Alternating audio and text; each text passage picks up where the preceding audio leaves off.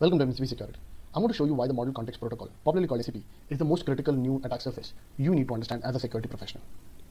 Before MCP came about, every AI application needed custom integrations with every tool. Claude needed one API for GitHub, another for Slack, another for databases. This created an integration nightmare with thousands of one-off connections. MCP solves this with a universal protocol. Think of it as a USB-C for AI.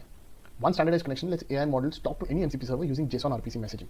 Claude Desktop or any other client like Cursor will act as the host, managing connections to multiple servers. MCP supports two transport mechanisms. STDIO runs locally through process pipes, more secure but limited to local tools. HTTP server send events enables network communication, more flexible but also exposes an attack surface. Understanding this difference is crucial for security assessment as both require different approaches to enable traffic capture and analysis as part of security testing. Every MCP server exposes three primitives. Tools are executable functions. They can call APIs, modify files, run commands, call other tools, basically do anything that the underlying programming language in which they are written is capable of. Tools are almost always built with an AI interface that operates on the data that they return. Resources provide read-only data. Think of them as knowledge bases or data that is written by the tools. Prompts are templates set up to operate on the resources and the data that the tools return. The MCP client first discovers the tools exposed by the MCP, then invokes them. The tools are executed and the data that they return is used by the AI model to generate human-readable responses. Each step creates a potential attack surface. MCP adoption has exploded in the last couple of years. Microsoft has integrated it across their entire ecosystem. OpenAI has full support. AWS provides it through Bedrock. Other cloud providers are fast catching up and creating services that allow you to build managed MCP servers and client configurations. Large enterprises can have over 1,000 MCP servers running in production. Teams worldwide are using MCP servers to develop and release applications at an unprecedented rate. MCP servers have found their way in every aspect of enterprise software cycle and operations, including development, release management, bug fix sprints, maintenance, migration, data access, and even customer support. MCP servers are also being used as internal services as HR, finance, and business operations can now be codified. MCP isn't experimental anymore. It's an enterprise critical infrastructure. Here's why you need to care. 43% of MCP servers contain command injection flaws, but it's worse than traditional vulnerabilities. AI models can automatically construct complex attack chains, retry failed attempts, and manipulate users through consent fatigue. Due to the multiple layers and data transformation involved, harmless-looking user input has a high chance of becoming an exploit payload as it passes through the MCP system. Examining the path and transformations that are applied to the user data is key in understanding how MCP servers can be attacked. We have to accept this new reality that MCP is our new priority at surface.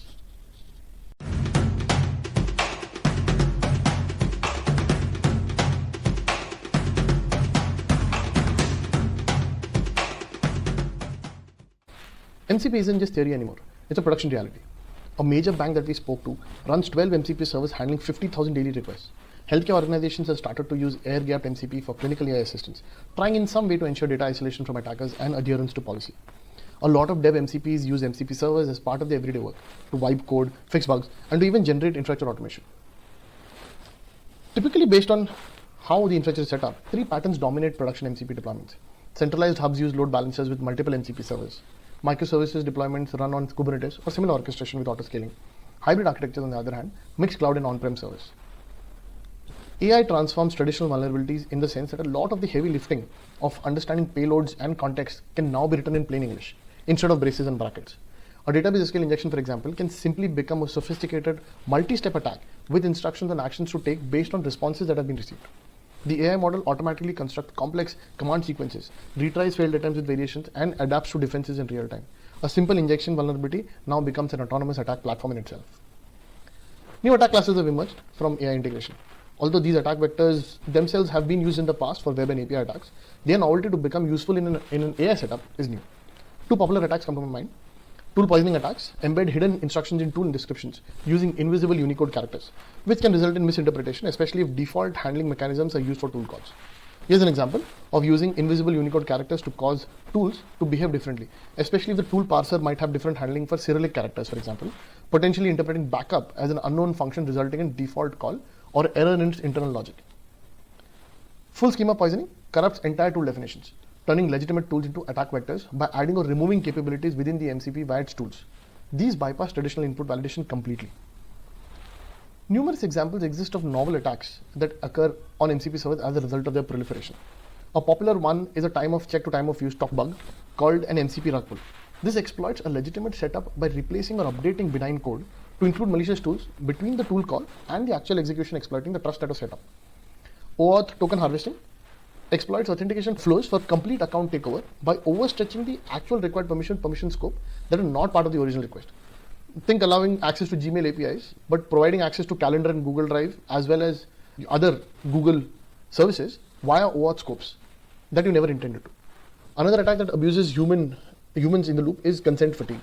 that floods users with permission requests until they approve dangerous actions without reading the fine print or simply get rid of the pesky OK button. Research shows that 43% of MCP servers contain some form of injection vulnerability that potentially could be reachable with direct or indirect user input. Traditional security tools fail against MCP threats. Think of it this way. The user input is non-deterministic. Its use within the system is determined at runtime. Changing the writing style can bypass implemented controls, and the output can be turned to different tool itself. Static analysis can't detect dynamically generated payloads. Signature detection misses context-dependent attacks, and WAFs do struggle with legitimate JSON RPC containing malicious AI instructions.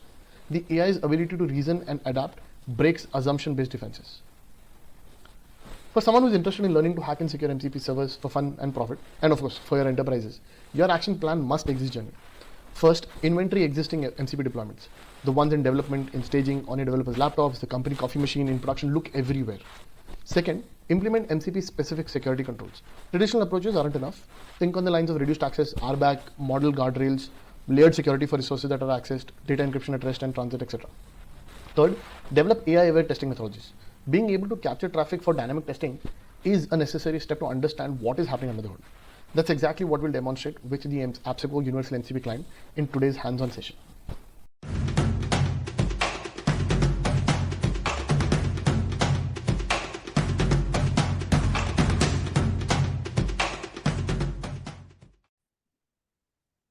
Nice.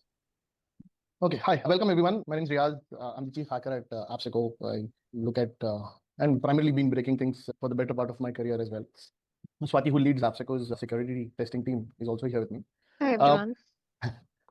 So, welcome to Appsecco MasterClass for Pentesting MCP Servers. We'll keep a focus on Pentesting MCP servers on the whole, and we will use a tool that we've written to aid in the MCP testing. Reminder about a few things. This is a hands-on class. To make the most of it, follow the instructions during the class and do the hands-on, right? We will provide the text video recording to all the attendees. Okay, so in case you miss something, you can always go back and take a look at the recording. And since MCP and AI are all new and evolving topics, so remember to have fun and please do ask questions, right? And we'll answer some of them in class. We'll get back to you with some of them, but make sure that this is interactive that way. The agenda for today's masterclass is we're going to introduce our Universal MCP client that we've written with an advanced proxy in it. We'll use that to capture local STDIO traffic, right? And we'll use it to capture the API calls to the backend that the MCP server is making. Okay, and then we'll look at some of the MCP vulnerabilities that affect MCP servers out there and talk through some of the ones that we've seen in our assessments as well. Why did we go ahead and build our own MCP client? We had a MCP pentest for one of our customers, pretty large fintech in India, and we wanted to capture the HTTP traffic for the MCP server and the STDIO traffic so that we could do a proper standard security assessment. Like if you've been testing web apps or anything else out there, you obviously understand the importance to be able to capture the HTTP traffic that the application, in which case your browser, makes to the backend APIs, right? So burp capture was not working for us. The MCP that the customer had created was deployed locally via NPX. And looking at the Node.js source, which was available locally for us, we realized that it used fetch functions, which if you've done any amount of Node programming, you know is notorious for not respecting the HTTP proxy variables. We Googled around and we figured that npm config set proxy works in some cases, but in our case, it didn't. And in any case, STDIO traffic was not going to be visible between the MCP client and the local MCP server. So we had to come up with a solution. The MCP environment that we were given for pentesting in the most basic block diagram looked like this. For the most part, all the red arrows are the places where, as an attacker, you would want to intercept and poke around, right? As security testing goes, you want to be able to intercept traffic in these areas and do your security testing there in the dynamic security testing bits. The one with AI middleware and the server-side processor is obviously not accessible to us because that's on the remote backend on the server, but everything else should be fair game for us. So we started by looking at the MCP client itself. We had access to it via Cursor, Claude. We had multiple clients that would work with it. This interacting with the local STDIO server, which is running using NPX, the JSON RPC communication between this was over STDIO. So this needed to be captured. Beyond this, the traffic, the MCP local client was already sending to the Node.js MCP server, which then would make requests over the internet using HTTP API calls. Right? So all of these three bits had to be captured for us. So we created the MCP client. Right? This allowed us to capture the traffic between those two endpoints, the STDIO traffic, as well as the HTTP traffic in the backend. I'll share the client with you folks in a bit, but as this is a hands-on session, I would request you folks to set this up locally. I'll give you the commands in chat here. We're going to work with a very simple MCP server that's been created on the internet. This essentially makes multiple requests to the HackerNews API endpoints to fetch the news items from the backend. Set this up locally, folks. I have it already created on my system. We'll give it a minute for you folks to configure this locally. Once you run npm run build, a build directory is going to be created, which will contain your index.js. Yeah, it is created. Yeah. So the documented way of running this is the command node space, the full path name, which is what we need to configure. I'll just show that in my next slide.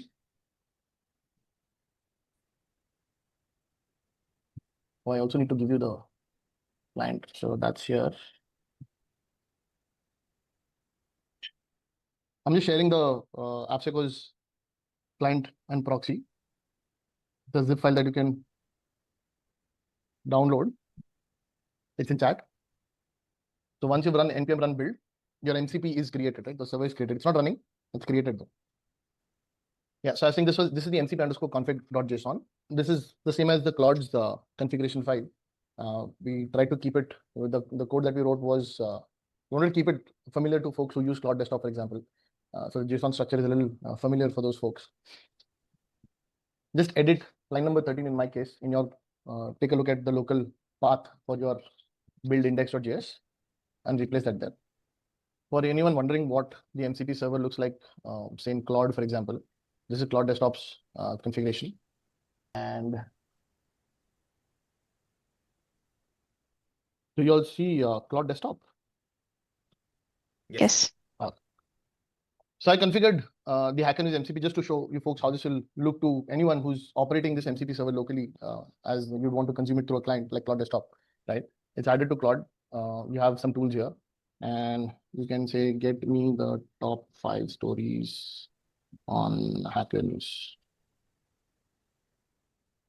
So the MCP server is called, the get to top stories tool is called from the MCP server, right? And then the backend HTTP returns response from HackerNews API. This is what we want to capture. As a pentesters, you would want to be able to capture the traffic between the desktop client and the local MCP and what MCP is sending to the backend HackerNews. Add the path to the MCP_config.json. So once you've done that, once you've added the HackerNews build index.js to the MCP_config.json, it's now ready to be used by the universal client, right? You can start the client by using this command python 3 space app.py -- start -proxy.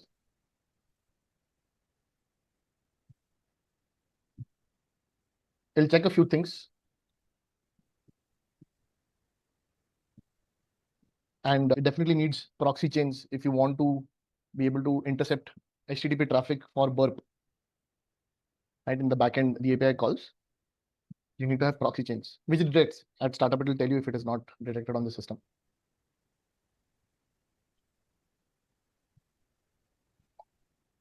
So we've tested this on Linux and Mac a couple of times, extensively rather, and on Windows, we've tested it once, but you folks may have better luck running this on Windows. Let me show you how it runs so that you get to see at least in action. Okay, so when you run it, it detects, based on the MCP config, it detects there are 2 MCP servers locally. I will choose 2.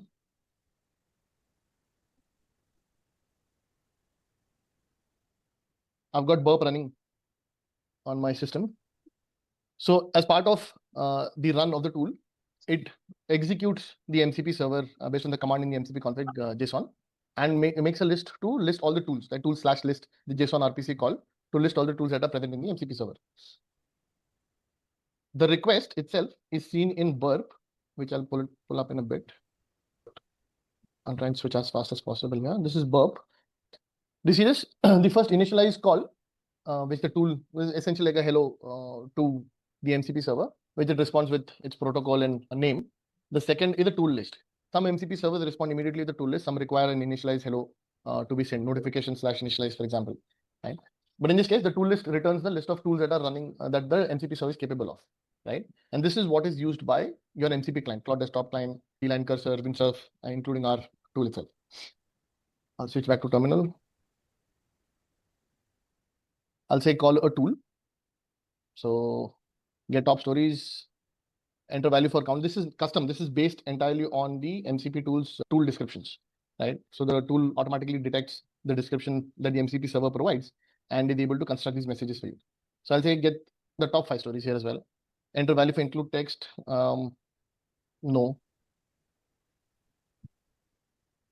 Right? You see the response that came back from the MCP server. Now, this would have been hidden to you as pen testers if you're going to be testing this. Let me switch back to Burp to show you the traffic that we were able to capture. Yeah, so in Burp, you should see now that we made a request to get top stories, count 5, it returned response, which your client, Cloud Desktop or Cursor would modify with their AI model and present to you in a more natural language form. But these are the API calls that the MCP server did in the backend, which otherwise would not be visible to you as part of your assessment when trying to test this out. Cool. I'll just switch back to the deck. Right. So looking at the screenshot that I put in the deck, you start the server, you capture the tool list. This is STDIO, right? So the way the tool does this is sends the STDIO to an HTTP server locally running on 3000 port, and that writes to the stream, the process stream. Then you select a tool, get top stories, and you should see the traffic in Burp, which is what we saw when we looked at Burp on my system here. Burp shows you the request response coming back from the backend. Right now, you can go ahead and capture the traffic, send it to repeater, send it to intruder, and do your other attacks as you plan and the standard testing that you do for APIs, for example, in the case of web. The tool's got a help as well. You can do a -h and see the different options that the tool supports. You can disable proxy chains, for example, if you're going to be testing an MCP server that is not Node. Right? A proxy chains is required essentially if you're doing Node-related MCP servers. For UEX or Python-based MCP servers, you can skip proxy chains. Can we do the live interception and manipulate the parameters? Yeah, absolutely. As long as it goes through Burp, it becomes our tool for. Let me just switch back to Burp and I'll show you what I'm talking about. Right. So in Burp, when we do the initial hello that goes from the MCP client to the server, we can see the hello here. This can be sent to repeater and you can then fuzz based on what you want to achieve. The backend API calls as well that are being sent from the MCP server itself. You can see the user agent is Axios, which means that the node MCP server is making these requests to the backend HackerNews Firebase endpoint. So these all can be sent to repeater. You can intercept them using burps as standard API testing would go, right? You can intercept them while the MCP is in action. So it's the same as testing a standard web app. Yeah. I want to talk to you about common MCP vulnerabilities that we've seen in the wild as well as during testing. Right. So when testing for MCP vulnerabilities, you have to understand where you stand within the whole attack chain. Right. So as pen testers would go, you have access to the client when testing the MCP server. Right. So you mimic the attacker who has access to a client that is interacting with the MCP server. So you definitely need to verify for the MCP server if it's rogue and if it has got any added functions within the MCP that is making the request you asked it, but adding more context to it. Like for example, if you're saying fetch the first 10 rows of a particular from a particular table, but the context that is being added by the MCP server using a rogue internal function is that also drop table, right? So you wouldn't want that. So tool poisoning is a real thing. So verify MCP is making the request you asked and not that it is adding more context to it. This can be verified very easily using Burp based on the traffic that you're able to intercept. Confused AI is another common vulnerability that we've seen in MCPs. Tool confusion is when you have multiple tools within an MCP server, but there is similarity between one or two tools, which causes the agent to pick the wrong tool when making the request. Right. So instead of saying get stories, for example, it goes and fetches something else because the tool name is very similar based on the context and the description of the tool itself. MCP rebinding, make sure that all requests are going to the correct server. A related vulnerability to this is the rug pull attack thing that happens with MCPs, where during the time of check, you have one entry, the backend API, and then a DNS rebinding can occur, or an MCP tool rebinding, or even the MCP rebinding can occur, where the MCP's endpoint itself is completely different. So the client makes a request to a different MCP when it started talking midway. Tool shadow attacks ensure tool list response matches the actual tools within MCP, and all tools are accounted for. When you're testing an MCP server, make sure that the tools listed within the MCP are the ones that the documentation of the MCP says that these are what the tool is supposed to have, right? We've seen sometimes when rogue tools can also be passed within the tool and they don't stand out maybe in tool description or they get patched at runtime. So those bits need to be verified for. Prompt injection, I put this a little down because it's one of the most obvious ones when testing AI systems. You would want to inject direct, indirect. If there are multiple tools that are going to be called, if one MCP server is calling another MCP server, right? And if the data that one MCP fetches is sent to another one, hidden text within doc images, white text, you have standard Word documents that are, and then there's a text that which has white color font, for example, that's not visible to the human eye. But for MCP or AI clients reading them, they obviously have access to those texts, right? So indirect or direct prompt injection, via responses you need to verify. And vulnerable client, because you have the MCP server running locally on your system, you have access to the Node.js code and the Python code. Verify the content, the source code of the MCP server itself. Right? Go to the source code, see if there are secrets embedded, see if there are variables that point to endpoints that you didn't see in burp as yet, right? And look for obvious code weaknesses and inconsistencies within the code itself. Those are my top 6 vulnerabilities that we totally look out for the when testing for MCP servers.